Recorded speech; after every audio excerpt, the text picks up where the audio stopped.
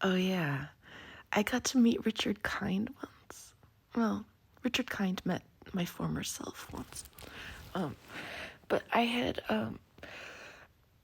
don't want to give the whole thing. I want to, I want to tell you that I met him at the premiere of or no, not the premiere, at the, yeah, it was the premiere of the film A Serious Man by the Coen brothers. It was filmed in Minnesota, and my kids' dad was working as a medic on set, and so then we got to go to the premiere together, and and so I was so excited to meet Richard Kind because I loved him in Mad About You. And also, can we just say the Mad About You theme song was a fucking banger. Bum, ba-dum, boom, ch-ch, bum, ba-dum, boom, ch-ch. Okay, love it when the sounds of Empire are going by. Okay, so but so my husband, and so I had this long hair, right? And my husband was like, "Hello, Richard," because he knew them or whatever, and he like respectfully didn't expect them to recognize him, but he knew that they would because he's anyway. But so he's like, "Hello, Richard. This is my wife, Jessica," and Richard Kind, you know what that man does? He looks me in the eye. I will never forget this.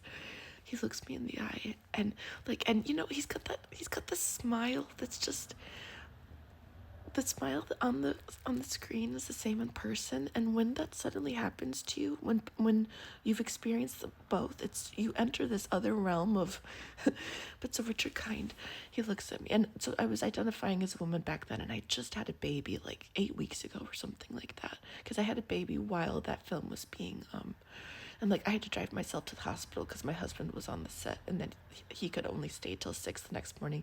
I had that baby alone, and then I got 0 credits for it. Joel and Ethan Coen knew who my child was and looked at pictures of her every day, and I got nothing out of it. Anyway, that's fine. That's fine. But so I met Richard Kind, and he was he was so, and he wasn't Bing Bong yet, but he became Bing Bong later, which was even a bigger deal. Because imagine you're watching the movie Inside Out for the first time, and Bing Bong is saying words, and also like you've heard that same voice say this, which is here we go, check it out. I don't think I can do it, huh? Hang on, okay. Hang on, we're gonna try it. Okay, I can't do it. I can't give it justice because it's 8:35 in the morning and the world is burning, and I haven't learned how to do a Richard Kind voice. I'm sorry, but I'm gonna try to. Just assume this is actually in his voice. But all right, so he goes. He looks at me and he goes, "Hello, Jessica. You have pretty hair." It was so adorable. Like everything in my life made more sense after that, because once you hear that voice in your ear giving you like some sort of an affirmation about something about yourself that you actually is one of the only things that you feel good about in the moment because you just had a fucking baby and like everything is weird, pretty hair. It was just so delightful. And yeah, it was a really lovely moment, and I still think about that sometimes. It's not enough to get me through the dark times, but it's enough to give me a good memory back when I go back and think about it. I wish Richard Kind the very best that he deserves, as long as there's nothing weird going on inside of him that we don't know about.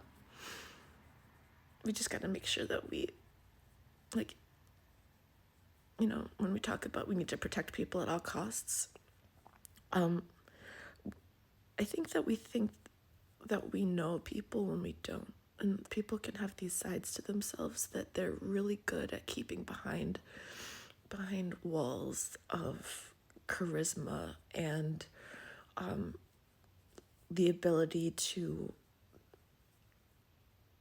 anyway, this is not a, that's, oh my God, okay, this is not me saying that I think that Richard Kind is like some sort of a, right, but what I am saying is nobody can be safe from questioning, like, because when we get data about things and it like contradicts what we believe, and we want to throw delusion in to avoid cognitive dissonance, what we really need to do is just be realistic about what's actually happening, and be willing to take a step back and be like, wait a second, do I, like, what kind of boundaries do I need to use with trusting this person or believing this person or allowing them in my life, that sort of thing.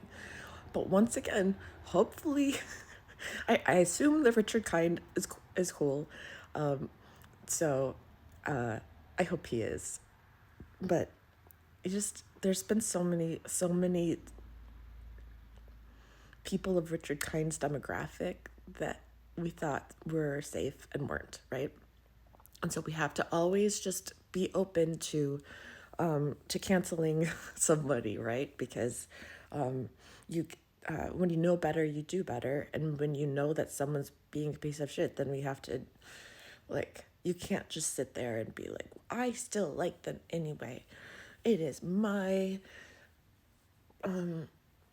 it's my prerogative to, like, support a villain just because I like the art that they've done, or there's something about them that I like, that I haven't undestructed, or I haven't deconstructed about myself yet. That might be what it is. Anyway, long story long, Richard Kind is awesome. And if Richard Kind ever watches this video, do you want to look at this cool thing really quickly? Here, just a second. So this is my dog, Max. He is a really cool dude. He was a rescue dog that I got in April of 2023, and I was just about to move in with my then boyfriend, who was a cop, and so I got Max. I found him, and I looked in his eyes, and I realized that is my dog. And look at this cool marking on his head. He's so cool. And if I'm the right sort of elevated, I can squish it into a heart, kind of. And anyway, so I thought that I was offering him a home, and I'm like, hi, buddy, you're not gonna have to. He was found on the side of the road in Alabama, and then he ended up, and he was in Minnesota, and so I found him, and I'm like, oh, this is clearly my dog, and I was like, buddy, you're always gonna have a home now. And then 3 months later, we were unhoused, and he taught me how to stay safe while homeless. He was a homeless dog that I rescued, and then I became a homeless dog with him, and so we've been and then I realized I was a dude, and he's been my anxiety support, because when you're in 23 different places since August of 2023, and you're Mad Pax and Max on the road on a dystopian adventure, traveling companions, trying to find safety, trying to raise money on TikTok for gas, like, you develop lore together, right? And we have lots of lore. We need to be comic book characters. Maybe we could be Mad Pax and Max, and we could be superheroes that come in and help people with coping skills and regulation skills and better ideas than just bursting in and destroying everything. Because yes, it's easier to destroy, but it's significantly better to learn to support. Okay, anyway, so this is Max, and he's got these cool freckles on his nose. Like, look at this dog. This is just a beautiful dog, and he deserves so that's an intro. He has kept me safe. He's sat there, and I hold on to him. He's about 70 pounds, and I hold on to him, and I have panic attacks with him. And anyway, so this is my puppy dog, Max, and I just wanted to give him some credits for being awesome. Also, he has the softest ears in the world. Okay, that's it. Goodbye, Richard. Oh, look at the puppy. Okay, bye.